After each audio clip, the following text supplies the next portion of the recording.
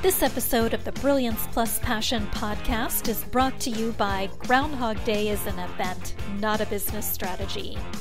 Are you ready to finally solve those pesky issues that keep holding back your business success and never seem to go away? Embrace the power of the spring formula that unearths the issues and opportunities burrowed beneath the surface, and grow your business so you thrive from your intersection of your brilliance and your passion. Claim your copy today at www.thegroundhogbook.com. Welcome to the Brilliance Plus Passion podcast. Join us as we celebrate entrepreneurs, business creators, and brilliant minds who reveal what they are doing to make the world a better place by being part of it. Be sure to visit our website at www.brilliancepluspassion.com. While you're there, subscribe to us via your favorite network. Now sit back, lean in, tune in, get your notepad and 2 pens ready, and let's get started. My name is Adam Homey. I'm your host, and I am honored by your wise decision to tune in and invest in yourself today. Here at the Brilliance Plus Passion Project, we spotlight folks who make the world a better place by being part of it and by their contributions to it.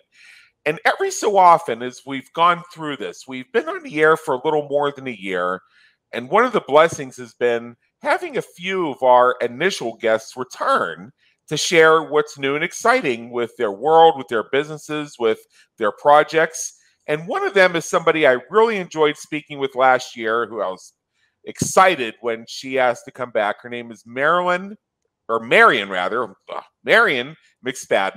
And I'll just tell you briefly about her. She'll tell you the rest of the story.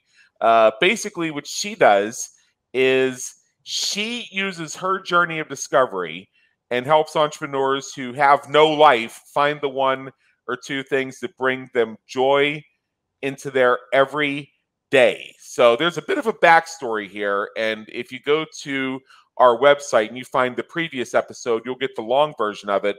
And but let's dive into it just a little to get us caught up here. Marian McSpadden, first of all, welcome back. It's always a delight to speak with you. Thank you, Adam.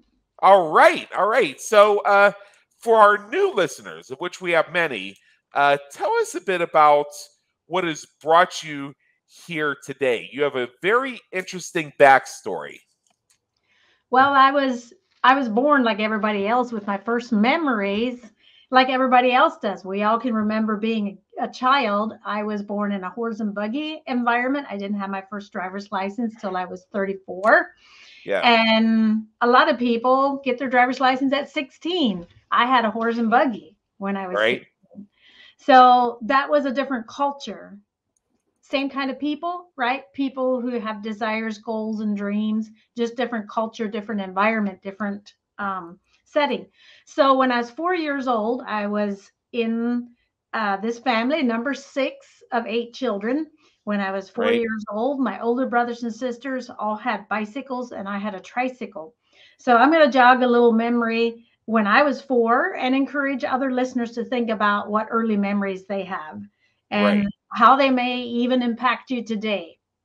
So it was this pleasant, beautiful June Saturday afternoon, and my siblings had permission to go to a neighbor's house about 1.5 miles away in this beautiful green cornfields on either side of this narrow blacktop road going to the neighbors with a couple turns on other roads to get to the location.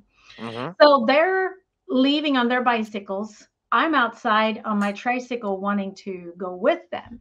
They tell me I'm too little. I can't keep up with them. I have to stay there. So I could see a 1/4 mile when they left up this little blacktop road till they topped over the brow of the hill, and then they were gone. So I got on my tricycle. I was on my tricycle. I started following them. And I remember the exhilaration of being on that little tricycle and heading out the door, heading up that road, going as fast as I could so I'm not seen and stopped by my parents. And I had an aunt that lived up the road before that hill. I didn't want to be seen by her.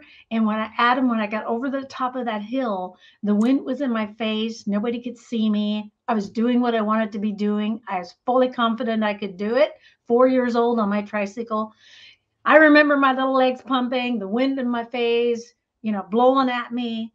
And then there was this little brick house on the right-hand side of the road. And this man was in the driveway. He was probably 60 years old, next to his car, a short a blacktop driveway next to this brick house. And he comes out on the road and he puts that big hand on my tricycle and he pulls me into the driveway. So I am sorely displeased, and he puts me in the back seat and my tricycle in the trunk and took me back home. Did he make the right decision? Probably. I didn't think so. But my challenge is to all the listeners, who has your tricycle and where's your tricycle located? Your dream, your goal that you may have started out in life at some time, but where's it at now? Are you in the back seat and somebody else is driving your goal and your dream? Or are you in the driver's seat of your tricycle going, or whatever you want to relate it to, going where you want to go? Absolutely. So how does this translate, this background story of yours? Tell us, maybe for the first time, maybe again, how does this translate to how you work with entrepreneurs and their journey of discovery? I remember in our last conversation, we spoke about what you just shared. You told about your background being involved in a cult and how you got out of that. It's quite a journey. And how do we move that toward helping entrepreneurs find that thing that brings joy into their everyday? Well, I think first we have to recognize what's not working. And for me, I was, in the back seat of that car with my dream, my goal to go where I wanted to in somebody else's hands. And I had no power over that. I think recognizing the things that are not serving us, we wake up and it doesn't create a flow, almost like this river on the inside of us. And if we get clogged in our river because we've allowed somebody else or our own fears that held us back. And that is what I did when I was 34 years old. I took the courage, actually started the journey at 33, at looking at my life and being able to say, this is not working. This is not right. And I believed all my life, and I believed with my whole heart what I was doing was right. I wasn't even trying to get out of that culture that was somewhat limiting, and you were taught to believe a certain way that you cannot ever do anything differently. But Adam, I want to challenge our listeners. It doesn't just happen in horse and buggy communities. One of the biggest disappointments that I had when I journeyed to what I say the other side of the river of that community, that set of belief systems, is I encountered other people who seemingly had the whole world at their disposal. They were driving cars, they could wear whatever dress code they wanted, and they had access to all kinds of education, and they were still limited and trapped by belief systems, other people's ideas, and their own fears from moving forward into that freedom and that flow that I felt. It was scary. Yes, it was scary to leave in the dark, because I knew that if my family knew where I was going and what I was doing, they would try to stop me. Not perhaps physically, but with words they would have. And I was pretty vulnerable because I loved dearly. There were things that were very important to me in that culture, and that was people. Little people that were my nieces and nephews. I was single. I didn't have children, so I was free to make choices for myself, but it cost a division in family members. And sometimes family can be some of the hardest cultural practices, things ingrained in us, whether they hold us back in fear or just absolute belief sets or mindsets and beliefs that we have that keep holding us back. Because it takes courage. It takes great courage to step in the unknown, to build your own business, to be the one that has the service and the value to working for someone and getting a paycheck because you're doing what somebody else is creating value. So if you want to create the value and have people that will buy into that value, that takes courage. Don't we see this? I mean, your story has a very, what some might say, high level of drama to it. Not everybody has managed to escape from a cult or detach from a cult. And I love the correlation you make between those things that you may have values or have place value on, but then need to disconnect from in order to move forward. I've read other cult stories and people who've left cults, and the hardest thing was knowing that their family was going to cut them off if they left, or knowing that the cult was going to cut them off from their family, regardless of everybody wanting to stay together.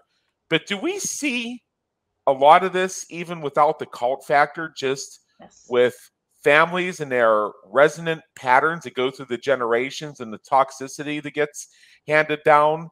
And the moment that somebody says that they may say it, or they may just act it, they want to detach themselves from the toxicity and they don't want to participate in the stupid rituals that are in place to try and create this Norman Rockwell wallpaper over all the shit that goes on. And I mean, I got to say that because that's how it feels to some folks. And then it immediately becomes a question of, well, are you one of us or not?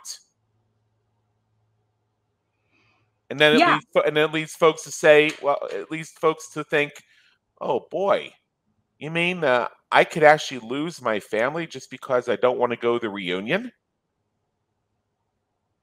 Yes. I think, now I want to be really clear. I think if somebody is married and there's children involved, I think there's high level responsibility to provide for those children and to create the safest space possible for those children to grow up. So I'm not advocating that just because you're having challenges in your home as a father or a mother, that you should abandon those children. I'm highly no advocate of that.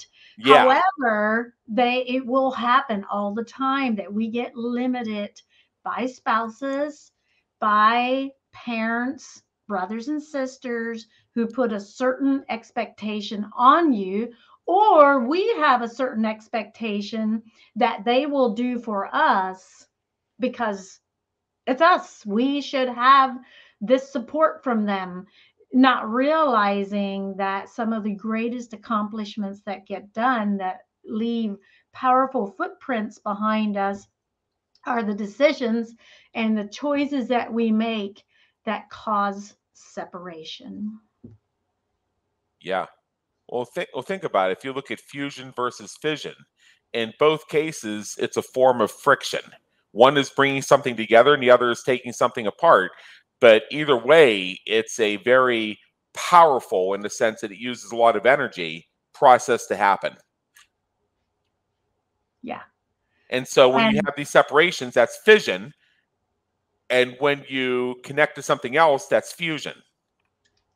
Yeah. My simple way of saying that without fancy words was, I had to be like, I saw myself like having to let go with one hand what I always knew. At the same time, my other hand had to be reaching out and embracing something new. So it was this simultaneously letting go while I was embracing new. Yeah. and you can see I'm struggling to even do that kinesthetically. Yeah. Because it's really pulling on you. You know, you got heart ties, you got connections. Yeah, I'm trying to push, I'm trying to pull. I can't even get them. I can't even coordinate it. Yeah. But it can be even how we look at finances. It can be in the way that we see our worth and value. And I haven't really said this publicly, hardly ever, but I had a conversation with a lady that does branding this morning. And I say, you know, I have this ability, and I don't know where it comes from, but I believe it's from God, because I believe God, I love God. And that's where my relationship started to become real for me in a religious situation where I was taught that God was this kind of way. When I experienced him as love as freedom, as joy, as peace, as strength. I experienced them as something really good and not far away. It was near. It was so near. It was within me, and it consumed me. So when I embraced that, things started shifting on the inside, where there was this refining and this innocence of trust and beauty and joy that took place for me. Now, the world tried to take it from me. And when I say the world, the things that come in to steal that place of clarity and hope and joy and love. But I fought. And I say it was a fight. It didn't come easy for me. Matter of fact, I wrote a book called Pretty Much Everything You Try Doesn't Work, because it didn't all work out for me. And I didn't have this straight path. And okay, now I'm embracing this new life, and it's all the way I think it will be. Was there a lot of good? Yes. Were there trials? Yes. And I had to continually discipline my disappointments to overcome the trials and the things that didn't turn out the way I thought. However, in that space of learning to keep my flow going, and even when it got clogged sometimes, it was like somebody else came into my life that helped me get more clear again. I have the ability to connect with people where they get goosebumps. I mean, it's like it awakens something in them and they get goosebumps. And I don't always feel it. Maybe it's because I still have a little clogging in my own freedom. And so I'm doing this for the first time, publicly saying that sometimes when I hug people, something becomes alive inside of them, and they get emotions and feelings that may have been dormant in there. And that shouldn't be unnatural or unnormal. We should be people that have this flow going. And the only way you'll get there is to allow the things that clog it to be removed. Where's your tricycle at? Are you in charge? And then if you are, do you have the courage to make the hard decisions of letting go what doesn't serve you and embracing something that is joy and peace and strength and love and hope, and will bring an excitement? And that happened for me, Adam, when I recognized that I love travel and I love people experiencing these things. And I am now coordinating and putting together trips to the land of Israel, and I call it Entrepreneurs in Israel. And when I got that awakening, when I received that next step of, hey, you could do this, and I am doing it. I'm going to Israel in September this year. Is it a little scary? Yeah. You know, what if they shut off the planes? What if they lose my baggage? You know, there's all these what ifs. I missed the plane because the other plane is not there when I need it. You know, we can play all these mind games, or am I going to tap into that flow and straighten my spine and say, you know what, I believe this is my calling. This is my time. I'm going to take the courage. I'm going to step out, and I'm not going to let fear stop me. Wow. That is amazing. So your trip to Israel is coming right up here pretty much. Yes. All right. So now I'll be gone. Wow. Well, thank you very much for sharing everything you've got going on. It sounds like things are really coming along. We are actually at the top of our time here, so I do want to, first of all, extend your invitation to our listeners. And if they visit everythingyoutried.com/break free, that's a website. It's everythingyoutried.com/break free. What you're going to get are the 5 break-free steps to help you enjoy freedom and your payoff. If you're curious about the trip to Israel, if you're curious about the work that Marian does, when you receive those 5 break steps, you'll have the opportunity to connect with her. You just have to sign up and get your 5 break-free steps, and you'll receive all that information in addition to another interesting little gift. But I'm going to allow our listeners to go check that out for themselves. It's very good. Please do so. Again, that's everythingyoutried.com/break free. Marian McSpadden, thank you so much for coming back. We hope to see you again maybe in about another year or so, and let us know what else is going on. So it's been, once again, an honor and an education.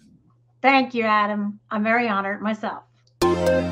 Thank you for tuning into the Brilliance Plus Passion podcast, where we celebrate entrepreneurs, business creators, and brilliant minds who are making a difference for their community, market, and audience. Remember to visit our website at www.brilliancepluspassion.com and enjoy even more great episodes like this one. Again, while you're here, subscribe to us via your favorite network. We look forward to seeing you next time on the Brilliance Plus Passion podcast.